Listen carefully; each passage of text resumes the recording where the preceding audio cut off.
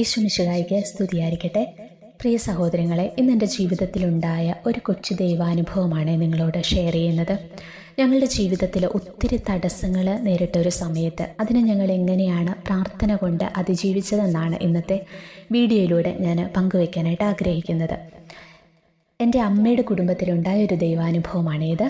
എൻ്റെ അമ്മച്ചിയുടെയൊക്കെ കുടുംബത്തിൽ അവർ 6 മക്കളാണ്. സഹോദരങ്ങൾ തമ്മിൽ പരസ്പരം ഭയങ്കര സ്നേഹമാണ് കേട്ടോ. അത് പറയാതിരിക്കാൻ പറ്റത്തില്ല. അത് അമ്മയുടെ കുടുംബത്തിൽ മാത്രമല്ല, പപ്പയുടെ കുടുംബത്തിൽ ഞാൻ ശ്രദ്ധിച്ചിട്ടുണ്ട്. അവർ 9 മക്കളാണ്. അവരും അങ്ങനെ തന്നെയാണ്. വലിയ യോജിപ്പാണ് പരസ്പരം അങ്ങോട്ടും ഇങ്ങോട്ടും. അതുകൊണ്ട് തന്നെ അവരിൽ ആരുടെയെങ്കിലുമൊക്കെ ഒരു കുടുംബത്തിൽ ഒരു ഇത്തിരി സങ്കടം വന്നാൽ അത് മറ്റെല്ലാവർക്കും അവരുടെ സ്വന്തം വേദന പോലെ, അല്ലെ സ്വന്തം വീട്ടിൽ നടന്ന ഒരു വിഷമം പോലെയാണ് അവരതിനെ എടുക്കുന്നത്. അപ്പം അതുകൊണ്ട് തന്നെ എനിക്ക് ചെറുപ്പത്തിലേ തന്നെ ഇവരിങ്ങനെ വലിയ സ്നേഹത്തിൽ കഴിയുന്നത് കണ്ടു വളർന്നതുകൊണ്ട് എനിക്ക് എൻ്റെ അമ്മയുടെയും പപ്പയുടെയും സഹോദരിമാരെ ഒക്കെ എൻ്റെ അമ്മയെപ്പോലെ തന്നെയാണ്. എനിക്ക് എൻ്റെ പപ്പയുടെ ചേട്ടനെ അനിയനെയൊക്കെ എനിക്ക് എൻ്റെ അപ്പനെ പോലെയാണ്. അതുപോലെ ഒരു സ്നേഹമാണ് എനിക്ക് അവരോടൊക്കെ. അപ്പം അമ്മയുടെ അനിയത്തിമാരെയൊക്കെ ഞാൻ വിളിച്ച് സംസാരിക്കുമ്പോൾ അവർക്കൊക്കെ എപ്പോഴും എന്നോട് സങ്കടം പറയാനുണ്ടായിരുന്നത് ഒരേ ഒരു കാര്യമായിരുന്നു. അവരുടെ മക്കളെക്കുറിച്ച് ഓർത്തുള്ള ആകുലതകളായിരുന്നു. ആൻറ്റിമാരുടെ മക്കളൊക്കെ നഴ്സിങ്ങും മറ്റ് പലതരത്തിലുള്ള കോഴ്സുകളൊക്കെ കഴിഞ്ഞ് പഠനമൊക്കെ കഴിഞ്ഞ് അവർ പുറത്തേക്ക് നല്ലൊരു ജോലിക്കൊക്കെ വേണ്ടി ആഗ്രഹിച്ച് അതിനുവേണ്ടി തയ്യാറെടുത്തുകൊണ്ടിരിക്കുന്നു. പക്ഷേ നാളുകളായിട്ട് അതിനുവേണ്ടി ശ്രമിച്ചുകൊണ്ടിരിക്കുകയാണ്. പക്ഷെ ഒന്നും ശരിയാകുന്നില്ല. ഒന്നും ശരിയാകാത്ത അവസ്ഥ. എല്ലാവരുടെയും കുടുംബത്തിൽ ഒന്നല്ലേ മറ്റൊരു തരത്തിലുള്ള തടസ്സങ്ങളാണ് മക്കളുടെ ജീവിതത്തിൽ. മക്കൾക്കൊന്നും ഒരു നല്ലൊരു ജോലിയിൽ എത്തിപ്പെടാനോ അല്ലെങ്കിൽ വിദേശത്തേക്ക് പോകാൻ നോക്കിയിട്ട് ഒന്നും പറ്റാണ്ട് ആ ഒരു മേഖലയിൽ പഠനമൊക്കെ കഴിഞ്ഞിട്ടും ജോലിയാകാതെ ആ ഒരു മേഖലയിൽ വലിയ തടസ്സങ്ങൾ. അപ്പോൾ ഈ ആൻറ്റിമാർക്കെല്ലാം വലിയ സങ്കടമാണ്. അപ്പോൾ ഈ ആൻറ്റിമാരെ വിളിക്കുമ്പോഴൊക്കെ അവർക്ക് ഇതേ എന്നോട് പ്രാർത്ഥിക്കാൻ പറയാനായിട്ടുള്ളൂ. കുഞ്ഞുങ്ങളൊക്കെ ഒന്ന് രക്ഷപ്പെടണം, അതിനുവേണ്ടി പ്രാർത്ഥിക്കണം. ഇങ്ങനെ ഈ കാര്യം എപ്പോഴും ഇവരെന്നെ ഓർമ്മിപ്പിച്ചുകൊണ്ടിരിക്കും. അങ്ങനെ എൻ്റെ അമ്മയെ വിളിച്ചാലും അമ്മയ്ക്കും ഇത് തന്നെയാണ് പറയാനുള്ളത്.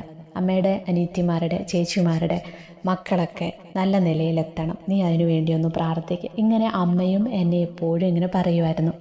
അങ്ങനെ ഇരിക്കെ ഒരു ദിവസം ഞാനിങ്ങനെ കൊന്ത ചൊല്ലി പ്രാർത്ഥിക്കുന്നതിനിടയിൽ ഇവരെയൊക്കെ സമർപ്പിച്ച് ഇവർക്കെല്ലാവർക്കും വേണ്ടി ഞാൻ പ്രാർത്ഥിക്കുകയാണ്. അങ്ങനെ പ്രാർത്ഥിച്ചുകൊണ്ടിരിക്കുമ്പോൾ പെട്ടെന്ന് എൻ്റെ ഉള്ളിൽ പരിശുദ്ധാത്മാവ് ശക്തമായിട്ടൊരു പ്രേരണ നൽകുകയാണ്. എൻ്റെ അമ്മയുടെ കുടുംബത്തിലെ സഹോദരങ്ങളുടെയൊക്കെ മക്കളുടെ ജീവിതത്തിലെ തടസ്സങ്ങളെല്ലാം മാറി അവരുടെ ഭാവി ജീവിതം അനുഗ്രഹിക്കപ്പെടാനായി പരിശുദ്ധ അമ്മയെ കൂട്ടുപിടിച്ച് എല്ലാവരെയും കൂട്ടിച്ചേർത്തുകൊണ്ട് ജപമാല ചൊല്ലി പ്രാർത്ഥിക്കാനായിട്ട് ശക്തമായൊരു പ്രേരണ ഉള്ളിലിങ്ങനെ തോന്നുകയാണ്. അങ്ങനെ ഞാൻ ആദ്യം എൻ്റെ ആൻറ്റിമാരെയൊക്കെ ഫോൺ വിളിച്ചു. എല്ലാവരോടും എൻ്റെ ഉള്ളിൽ തോന്നിയ ഈ ഒരു ആശയം ഞാൻ അവരുമായിട്ട് ഷെയർ ചെയ്യുകയാണ്. അപ്പോൾ അവർക്കെല്ലാം അത് വലിയ സന്തോഷമായി. അവർ പറഞ്ഞു, ഓക്കെ മോളെ, നമുക്കെല്ലാവർക്കും ഒരേ മനസ്സോടെ ജപമാല ചൊല്ലി പ്രാർത്ഥിക്കാം. നിൻ്റെ ഈ ഐഡിയ നന്നായിരിക്കുന്നു, നമ്മുടെ തടസ്സങ്ങളൊക്കെ മാറും, മക്കളൊക്കെ അനുഗ്രഹിക്കപ്പെടും, ഞങ്ങൾ റെഡിയാണ് പ്രാർത്ഥിക്കാനെന്ന് പറഞ്ഞു. പിന്നെ അടുത്തത് എൻ്റെ അനിയത്തിമാരോടും ചേച്ചിമാരോടും ആങ്ങളമാരോടും ഒക്കെ ഇതേക്കുറിച്ചൊന്ന് സംസാരിക്കണം. അവരോട് പറയുമ്പോൾ അവരിത് എങ്ങനെ എടുക്കും, എന്നോടൊപ്പം ഈ പ്രാർത്ഥനാ യജ്ഞത്തിൽ അവർ പങ്കു ചേരുമോ എന്നൊക്കെയുള്ളതിൽ എനിക്കൊരു സംശയമുണ്ടായിരുന്നു. അവർ ഈ ഒരു കാലഘട്ടത്തിലെ കുട്ടികളല്ലേ, അപ്പോൾ ഇങ്ങനെ പ്രാർത്ഥിക്കാനൊക്കെ ആയിട്ട് നമ്മൾ വിളിച്ച് അവർ വരുമോ, അങ്ങനെയൊക്കെ ഒരു സംശയം എൻ്റെ മനസ്സിലുണ്ടായിരുന്നു. എങ്കിലും അവരോട് ഞാൻ ഇതേക്കുറിച്ച് അവരെല്ലാം വിളിച്ച് ഓരോരുത്തരെ വിളിച്ച് ഇതേക്കുറിച്ച് സംസാരിച്ചപ്പോൾ അവർക്കും സന്തോഷമായി. അവരും എതിർപ്പൊന്നും പറഞ്ഞില്ല. അവരും പറഞ്ഞു, ആ ചേച്ചി നമുക്ക് പ്രാർത്ഥിക്കാം, ഞങ്ങളും കൂടാമെന്ന് പറഞ്ഞു. അങ്ങനെ ഞങ്ങളെല്ലാവരും പ്രാർത്ഥിക്കാനായിട്ട് തീരുമാനിച്ചു, അതിനായിട്ട് തയ്യാറായി. അങ്ങനെ ഞങ്ങളുടെ ഫാമിലിയിലുള്ള എല്ലാവരെയും ഉൾപ്പെടുത്തിക്കൊണ്ട് ഞാനൊരു ഗ്രൂപ്പ് തുടങ്ങി, ഒരു വാട്സപ്പ് ഗ്രൂപ്പ്. എൻ്റെ അമ്മയുടെ സഹോദരങ്ങൾ, അവരുടെ മക്കൾ, അങ്ങനെ എല്ലാവരെയും ചേർത്തൊരു വലിയ പ്രാർത്ഥനാ ഗ്രൂപ്പ് വാട്സപ്പിൽ തുടങ്ങി. എന്നിട്ട് ഞാൻ അവരോട് പറഞ്ഞു, ഓരോരുത്തരും കിടക്കുന്നതിന് മുമ്പായിട്ട് ജപമാലയുടെ ഒരു രഹസ്യം, അതായത് ഒരു സ്വർഗസ്ഥനായ പിതാവേയും 10 നന്മ നിറഞ്ഞ മറിയും ത്രിത്വസ്തുതിയും ചൊല്ലി വോയിസ് മെസ്സേജായി, അല്ലാതെ വെറുതെ സൈലൻ്റ് ആയിട്ടിരുന്നൊന്നും ചൊല്ലണ്ട, ഉറക്കെ തന്നെ ചൊല്ലി ഈ ഗ്രൂപ്പിലോട്ട് എല്ലാവരും ഇടുക. ഒരു 24 മണിക്കൂർ ഒരു ദിവസം നമുക്കുണ്ട്. അതിൽ ഒരു 5 മിനിറ്റ് എപ്പോഴെങ്കിലും ഒന്ന് മാറ്റിവെച്ച് നിങ്ങളൊരു 10 നന്മ നിറഞ്ഞ മറിയം ചൊല്ലി നിങ്ങൾക്ക് ഈ ഗ്രൂപ്പിലേക്ക് ഇട്ടുകൂടെ എന്ന് ചോദിച്ചു. എല്ലാവരും സന്തോഷത്തോടെ തയ്യാറായി വന്നു. അങ്ങനെ ഒരു ഒക്ടോബർ 1 ഞങ്ങൾ പ്രാർത്ഥന ആരംഭിക്കുകയാണ് കേട്ടോ. ഒരു വർഷത്തേക്കായിരുന്നു ഞങ്ങൾ നിയോഗം വെച്ചിങ്ങനെ പ്രാർത്ഥിച്ചത്. പിറ്റേ വർഷം ഒക്ടോബർ 30 ഞങ്ങൾ പ്രാർത്ഥന അവസാനിപ്പിക്കുക. അങ്ങനെ ഒരു വർഷത്തേക്കായിരുന്നു ഞങ്ങളിത് തുടങ്ങിയത്. അങ്ങനെ എൻ്റെ അമ്മയൊക്കെ 6 മക്കളാണുള്ളത്. ഓരോ ദിവസവും ഓരോ കുടുംബത്തിന് വേണ്ടിയാണ് ഞങ്ങൾ പ്രാർത്ഥിച്ചിരുന്നത്. ആദ്യമേ ഞങ്ങൾ മൂത്ത ആൻറ്റിയെ തൊട്ട് തുടങ്ങി, അമ്മയുടെ ഏറ്റവും മൂത്ത ചേച്ചിയെ തൊട്ട്. ആദ്യത്തെ ദിവസം മൂത്ത ചേച്ചിയുടെ കുടുംബത്തിന് അവരുടെ മക്കൾക്ക് വേണ്ടിയാണ്. അപ്പം അങ്ങനെ ഓർഡറിൽ ഞാൻ എല്ലാ ദിവസവും രാവിലെ എഴുന്നേൽക്കുമ്പോൾ തന്നെ അന്ന് പ്രാർത്ഥിക്കേണ്ട കുടുംബം ഏതാണ്, ആ കുടുംബത്തിൻ്റെ പേര് എഴുതി ഗ്രൂപ്പിലോട്ടിടും. ആ ഗ്രൂപ്പിൽ വേറെ കാര്യങ്ങളൊന്നും ഞങ്ങൾ ചർച്ച ചെയ്യത്തില്ല, ഒള്ളി ജപമാല മാത്രം ചൊല്ലി ഇടും. അങ്ങനെയാണ്. ഞങ്ങൾ 20 പേരാണ് ഈ ഗ്രൂപ്പിലുണ്ടായിരുന്നത്. അപ്പോൾ ഒരു ദിവസം ഒരു കുടുംബത്തിന് 4 ജപമാല വെച്ച് ലഭിക്കും. അങ്ങനെയാണ് ഞങ്ങൾ പ്രാർത്ഥിച്ചുകൊണ്ടിരുന്നത്.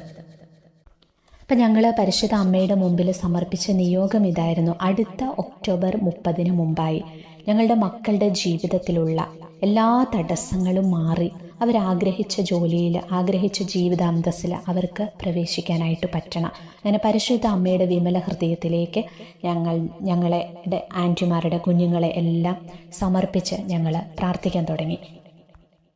സങ്കീർത്തനങ്ങളുടെ പുസ്തകം 133 അധ്യായം 1-3 തിരുവചനം: സഹോദരർ ഏക മനസ്സായി ഒരുമിച്ച് വസിക്കുന്നത് എത്ര വിശിഷ്ടവും സന്തോഷപ്രദവുമാണ്. അഹ്റോൻ്റെ തലയിൽ നിന്ന് താടിയിലേക്കിറങ്ങി അങ്കിയുടെ കഴുത്തുപട്ടിയിലൂടെ ഒഴുകുന്ന അമൂല്യമായ അഭിഷേക തൈലം പോലെയാണത്. സിയോൻ പർവ്വതങ്ങളിൽ പൊഴിയുന്ന ഹെർമോൻ തുഷാരം പോലെയാണത്. അവിടെയാണ് കർത്താവ് തൻ്റെ അനുഗ്രഹവും അനന്തമായ ജീവനും പ്രദാനം ചെയ്യുന്നത്. കണ്ടോ? അപ്പം ഈ വചനം ശരിക്കും ഞങ്ങളുടെ കുടുംബത്തിൽ അന്വർത്ഥമായി എന്നുള്ളതാണ്. ഞങ്ങൾ സഹോദരർ ഏക മനസ്സോടെ ഒരുമിച്ചിരുന്ന് പ്രാർത്ഥിച്ചപ്പോൾ, ഐക്യത്തോടെ പ്രാർത്ഥിച്ചപ്പോൾ കർത്താവ് തൻ്റെ അനുഗ്രഹം ഞങ്ങളുടെ ആ കൂട്ടായ്മയിലേക്ക്, കുടുംബത്തിലേക്ക് വർഷിച്ചു എന്നുള്ളതാണ്. അത്ഭുതം എന്ന് പറയട്ടെ, അടുത്ത ഒക്ടോബർ 30 മുമ്പായി എൻ്റെ ആൻറ്റിമാരുടെ മക്കളുടെ എല്ലാം ജീവിതത്തിലുണ്ടായിരുന്ന, നാളുകളായിട്ടുണ്ടായിരുന്ന തടസ്സങ്ങളെല്ലാം മാറി. ഞങ്ങൾ പ്രാർത്ഥിച്ചു തുടങ്ങിയപ്പോൾ തന്നെ ഓരോരുത്തരുടെ ജീവിതത്തിലെ തടസ്സങ്ങൾ ഒന്നൊന്നായി മാറി. അവരെല്ലാവരും യൂറോപ്യൻ രാജ്യങ്ങളിൽ അവർക്കെല്ലാം ജോലി ലഭിച്ച് പിറ്റേ ആ ഒരു വർഷം പൂർത്തിയാകുന്നതിന് മുമ്പായി എല്ലാവരും തന്നെ ജോലിയിൽ പ്രവേശിച്ചു. പഠിച്ചുകൊണ്ടിരുന്നവരുടെയൊക്കെ പഠനം പൂർത്തിയായി. OET ഒക്കെ വളരെ പെട്ടെന്ന് തന്നെ ഞങ്ങൾ പ്രാർത്ഥന തുടങ്ങിയപ്പോൾ തന്നെ എൻ്റെ അമ്മയുടെ അനിയത്തിയുടെ മോളാണെങ്കിൽ അവൾ OET പാസ്സായി. എൻ്റെ ബ്രദറിൻ്റെ കല്യാണം, നല്ലൊരാലോചന എൻ്റെ ബ്രദറിന് ഈ ഒരു സമയത്ത് തന്നെ വേഗം വരികയാണ്. അങ്ങനെ ആ ഒപ്പം തന്നെ ഞങ്ങളുടെ വീടിൻ്റെ പണിയൊക്കെ നടന്നുകൊണ്ടിരിക്കുന്ന വീട് പണിയാനൊക്കെ ആയിട്ട് ഒത്തിരി കാലമായിട്ട് ആഗ്രഹിച്ചിട്ടും അതിനുള്ളൊരു സാമ്പത്തികം ഒന്നും ശരിയാകാതെ വന്ന സമയത്ത് ഞങ്ങൾ എന്നു മുതൽ ഇങ്ങനെ ഞങ്ങൾ കൂട്ടായിട്ട് ഒരുമയോടെ ജപമാല ചൊല്ലി ഓരോ കുടുംബത്തിന് വേണ്ടി പ്രാർത്ഥിക്കാൻ തുടങ്ങിയോ, തടസ്സങ്ങൾ ഒന്നൊന്നൊന്നായി മാറുന്നത് ഞങ്ങൾ കണ്ടു എന്നുള്ളതാണ്. ഞങ്ങളുടെ വീടിൻ്റെ പണി വളരെ അത്ഭുതകരമായിട്ട്, ഭംഗിയായിട്ട്, വലിയ കടബാധ്യതകളൊന്നുമില്ലാതെ പൂർത്തിയാക്കാൻ പറ്റി. അതോടൊപ്പം തന്നെ എൻ്റെ ബ്രദറിൻ്റെ കല്യാണവും വീട് പണിയൊക്കെ ഒന്നിച്ച് വരിക എന്ന് പറഞ്ഞാൽ നമുക്ക് ചിന്തിക്കാവുന്ന കാര്യമാണ്. എത്രമാത്രം ബുദ്ധിമുട്ടിലൂടെ കടന്നു പോകേണ്ടതെന്ന്. പക്ഷെ ഞങ്ങൾക്ക് അങ്ങനെ ആ ഒരു വലിയ പ്രയാസങ്ങളൊന്നും നേരിട്ടില്ല എന്നുള്ളതാണ്. വളരെ സ്മൂത്തായിട്ട്, ദൈവാനുഗ്രഹപ്രദമായിട്ട് കാര്യങ്ങളെല്ലാം വളരെ ഭംഗിയായിട്ട് പൂർത്തിയാക്കാൻ പറ്റി. അങ്ങനെ ഞങ്ങളുടെ എല്ലാവരുടെയും കുടുംബത്തിലേക്ക് പരിശുദ്ധ അമ്മയുടെ മാധ്യസ്ഥത്തിലൂടെ ഒത്തിരി അനുഗ്രഹങ്ങൾ ഞങ്ങൾക്ക് ഒരു വർഷം ലഭിച്ചു. ഞാനിത് ഷെയർ ചെയ്തത് നിങ്ങളിൽ എല്ലാവർക്കും ഒരു പക്ഷേ ഇത് സാധ്യമാകുന്ന ഒരു കാര്യം ആയിരിക്കണമെന്നില്ല. എല്ലാവരുടെയും കുടുംബാന്തരീക്ഷം ഇതുപോലെ ആകണമെന്നില്ലല്ലോ. ഞങ്ങൾ ചെയ്ത് വിജയിച്ച ഒരു കാര്യം നിങ്ങളോട് ഞാനൊന്ന് ഷെയർ ചെയ്തു എന്നേ ഉള്ളൂ. ആർക്കെങ്കിലുമൊക്കെ ഒന്ന് പ്രചോദനമായാൽ നല്ലതല്ലേ? ജീവിതത്തിൻ്റെ പ്രതിസന്ധികളിൽ നിങ്ങൾ പരിശുദ്ധ അമ്മയെ മുറുകെ പിടിച്ചോളൂ. അമ്മ കൈവിടില്ല, സഹായത്തിനായി ഓടിയെത്തും. നമ്മുടെ ഏത് ആവശ്യങ്ങളിലും ഒന്ന് വിളിച്ചാൽ മതി, വിളിപ്പുറത്ത് അമ്മ മാതാവ് ഓടിയെത്തും. ജപമാല പ്രാർത്ഥനയുടെ ഒരു ശക്തി നിങ്ങൾക്ക് ഒന്നുകൂടെ മനസ്സിലാകാൻ വേണ്ടിയിട്ട് കൂടിയാണ് കേട്ടോ ഞാൻ ഈ ഒരു സംഭവം നിങ്ങളോട് ഷെയർ ചെയ്തത്. അതുപോലെ നമ്മൾ ഒന്നിച്ചുള്ള സഹോദരങ്ങൾ അല്ലെങ്കിൽ കുടുംബം ഒന്നിച്ചുള്ള നമ്മുടെ വീട്ടിലെ സന്ധ്യാപ്രാർത്ഥനയ്ക്കൊക്കെ വലിയ പ്രാധാന്യമുണ്ട്. നമ്മൾ ഒറ്റയ്ക്കിരുന്ന് പ്രാർത്ഥിക്കുന്നതിലും എത്രയോ ദൈവാനുഗ്രഹപ്രദമാണെന്നോ നമ്മളൊരു കുടുംബം ഒന്നിച്ചിരുന്ന് പ്രാർത്ഥിക്കുന്നത്. നമ്മളിപ്പോൾ ബൈബിളിൽ വായിച്ചതുപോലെ സഹോദരർ ഏക മനസ്സോടെ ഒരുമിച്ച് വസിക്കുന്നിടത്താണ് വചനം പറഞ്ഞത് ദൈവത്തിൻ്റെ അനുഗ്രഹം ഉണ്ടാകുന്നത്. നമ്മൾ തനിച്ചിരുന്ന് പ്രാർത്ഥിക്കുന്നതിനേക്കാൾ ഇരട്ടി അനുഗ്രഹമാണ് നമ്മൾ ഒന്നിച്ചിരുന്ന് പ്രാർത്ഥിക്കുമ്പോൾ. യേശു പറഞ്ഞില്ല, 2-3 പേർ എൻ്റെ നാമത്തിൽ എവിടെ ഒരുമിച്ച് കൂടിയാലും അവരുടെ മധ്യത്തിൽ ഞാൻ ഉണ്ടായിരിക്കുമെന്നാണ് യേശു പറഞ്ഞത്. അപ്പം കുടുംബ പ്രാർത്ഥനകളൊക്കെ നമുക്ക് മുടക്കാതിരിക്കാനായിട്ട് ശ്രമിക്കാം. മക്കളും അപ്പനും അമ്മയും മക്കളും എല്ലാവരും ഒന്നിച്ചിരുന്ന് പ്രാർത്ഥിക്കുന്ന നല്ലൊരു കുടുംബാന്തരീക്ഷം ഈശോയെ ഇപ്പോൾ ഇത് കേട്ടുകൊണ്ടിരിക്കുന്ന മക്കളുടെ എല്ലാം ജീവിതത്തിൽ ഉണ്ടാകട്ടെ എന്ന് പ്രാർത്ഥിക്കുന്നു. നാളുകളായിട്ടുള്ള ഇവരുടെ ജീവിതത്തിൽ ഇവരെ അസ്വസ്ഥപ്പെടുത്തിക്കൊണ്ടിരിക്കുന്ന ഇവരുടെ മക്കളുടെ ജീവിതത്തിലേക്കുള്ള എല്ലാ തടസ്സങ്ങളും ഈ സാക്ഷ്യം കേട്ടുകൊണ്ടിരിക്കുന്ന സമയം തന്നെ ഈശോ പരിശുദ്ധ അമ്മയുടെ ശക്തമായ മാധ്യസ്ഥത്തിൻ്റെ ശക്തിയാൽ ഇവരുടെ ജീവിതങ്ങളിൽ നിന്ന് മാറിപ്പോകട്ടെ എന്ന് യേശുവിൻ്റെ നാമത്തിൽ പരിശുദ്ധ അമ്മയുടെ മാധ്യസ്ഥത്തിൻ്റെ ശക്തിയാൽ സംഭവിക്കട്ടെ എന്ന് യേശുവിൻ്റെ നാമത്തിൽ പ്രാർത്ഥിക്കുന്നു. ആമേൻ.